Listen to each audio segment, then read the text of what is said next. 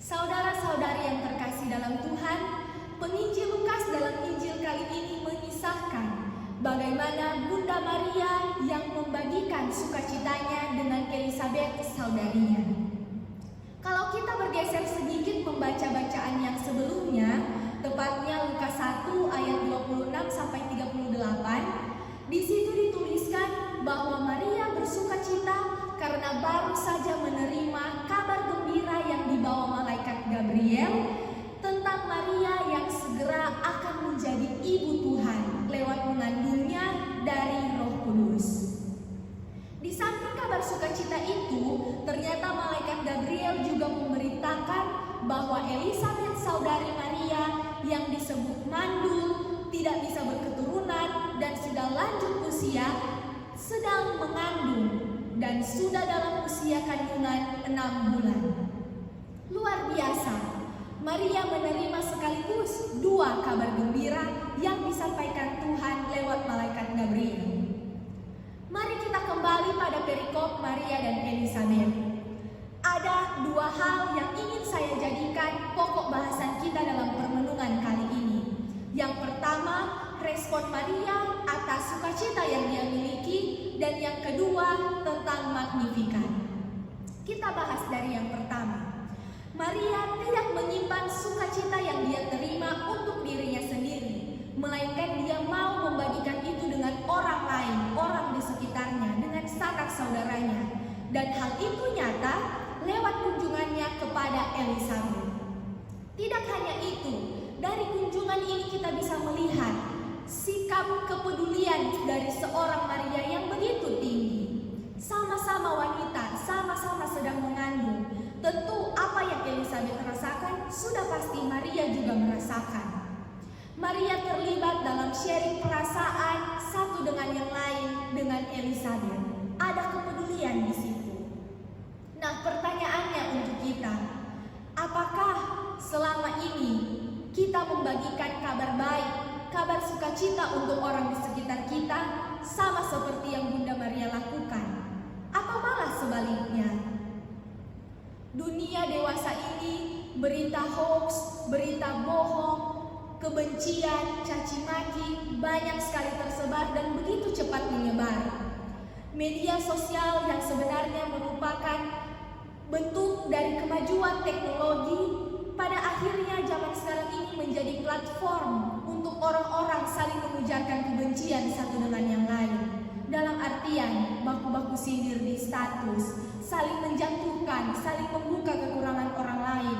Semua dimuat dalam media sosial dan bisa dilihat oleh banyak orang.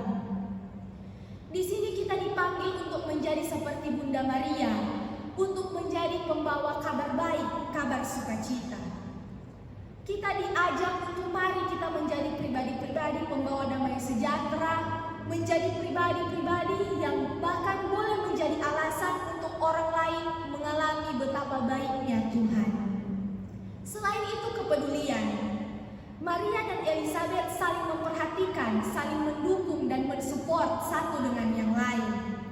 Sebagai putra-putri altar, kita ada dalam satu komunitas, sebagai satu keluarga.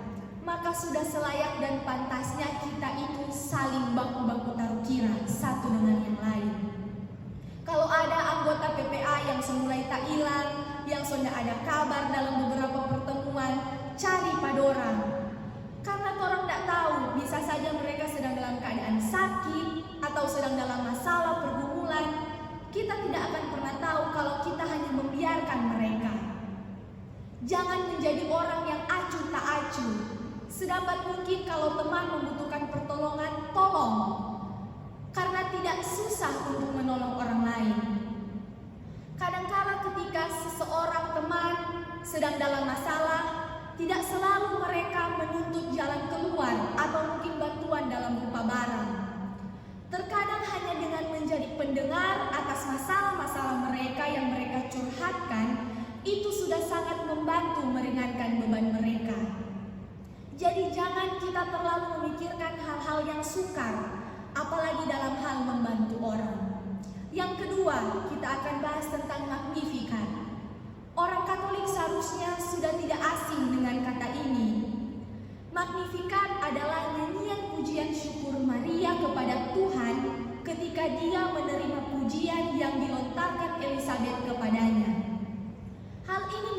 menunjukkan kerendahan hati seorang Maria. Dan tentu kerendahan hati ini boleh muncul karena adanya sikap kesadaran diri dari Maria sendiri. Kesadaran diri bahwa Maria melihat dirinya hanya dipakai sebagai alat yang dipakai Tuhan untuk merealisasikan rencana Allah dalam kehidupan umat manusia. Jadi status sebagai ibu Tuhan tidak membuat Maria merasa hebat. Malah Maria merasa rendah karena dikatakan dalam Magnificatnya, Maria bilang bahwa Tuhan telah memperhatikan kerendahan hambanya. Nah, saudara-saudari yang terkasih, sebenarnya kalau dipikir-pikir, Allah bisa memilih wanita-wanita bangsawan yang kaya untuk menjadi ibu dari putra tunggalnya. Mungkin kalau hal itu terjadi, Tuhan Yesus tidak akan lahir di kandang Betlehem yang kotor, yang jorok, yang hina. Mungkin Tuhan dapat lahir di kamar kerajaan yang mewah, yang lengkap fasilitas dan pelayanannya, yang nyaman tentunya. Namun apa yang terjadi? Allah memilih Maria yang saat itu bukan siapa-siapa, bukan wanita yang terpandang, bukan wanita yang punya status sosial yang penting dalam pemerintahan, namun dipilih Tuhan untuk dilayakkan menyandang status sebagai ibu Tuhan. Jadi sebenarnya saudara-saudari yang terkasih, only God can judge us. Urusan layak tidak layak itu sebenarnya urusan Tuhan. Bahkan diri kita sendiri tidak berhak untuk mengklaim apakah kita layak atau tidak. Contoh pada pengalaman saya pribadi. Saya punya suara yang dibilang biasa-biasa saja, tidak jago menyanyi. Sedangkan kakak saya punya suara yang jauh lebih baik, jauh lebih bagus daripada saya. Suaranya bisa lebih tinggi, halus, dan lain sebagainya. Namun apa yang terjadi? Yang lebih sering berdiri di mimbar gereja ini sambil menyanyikan mazmur adalah saya dibanding kakak saya. Meskipun memang mungkin masih fals karena tidak jago menyanyi, tapi mungkin ini dari sini kita bisa melihat, di samping urusan berani tidak berani, mungkin inilah perbedaan cara manusia dan cara Tuhan memandang sebuah kelayakan. Sebagai misdinar pelayan altar, kita harus percaya diri bahwa kita ini sebagai anak-anak yang dipilih Tuhan untuk melayaninya secara dekat. Ingat, kita sebagai misdinar ada di ring satu dalam perayaan Ekaristi, dalam urusan melayani Tuhan. Namun di samping rasa percaya diri itu, kita pun tentu harus menjaga diri kita. Self-control itu perlu. Karena apa?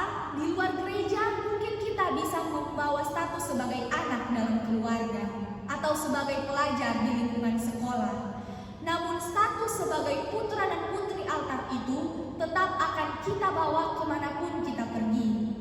Jadi jangan kita rusak nama baik altar Tuhan itu dengan perbuatan-perbuatan kita yang bebal di luar sana. Marilah kita jadi anak-anak terang, anak-anak yang membawa damai, sukacita, kabar baik dimanapun kita pergi dan melangkah. Kita dipanggil untuk menjadi pribadi-pribadi yang tetap memfokuskan diri pada rencana dan kehendak Allah untuk kehidupan umat manusia.